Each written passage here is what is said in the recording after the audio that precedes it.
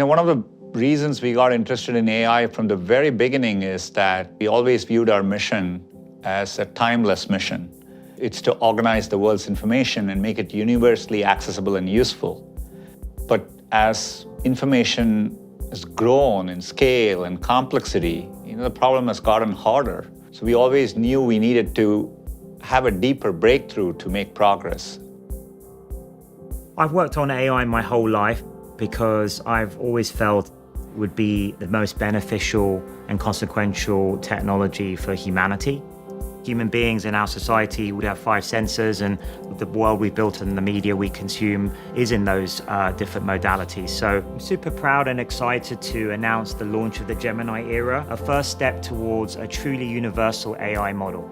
The Gemini approach to multimodality is all the kinds of things you want an artificial intelligence system to be able to do. And these are capabilities that haven't really existed in computers before. Traditionally, multimodal models are created by stitching together text-only, vision-only, and audio-only models in a suboptimal way at a secondary stage. Gemini is the multimodal from the ground up, so it can seamlessly have a conversation across modalities and give you the best possible response. Gemini is our largest and most capable model. It means that Gemini can understand the world around us in the way that we do and absorb any type of input and output. So not just text like most models, but also code, audio, image, and video. What's amazing about Gemini is that it's so good at so many things. As we started getting to the end of the training, we started seeing that Gemini was better than any other model out there on these very, very important benchmarks. For example, each of the 50 different subject areas that we tested on, it's as good as the best expert humans in those areas. It's very rare that you can work on a technology at a foundational level and it simultaneously can impact all our products. We created a family of models that can run on everything from mobile devices to data centers, each of which is actually best in class. Gemini will be available in 3 sizes. Gemini Ultra, our most capable and largest model for highly complex tasks. Gemini Pro, our best performing model for a broad range of tasks. And Gemini Nano, our most efficient model for on-device tasks. We want to provide the best foundational building blocks, and then we know developers and enterprise customers are going to figure out really creative ways to further refine our Gemini foundational models, and the potential's almost limitless.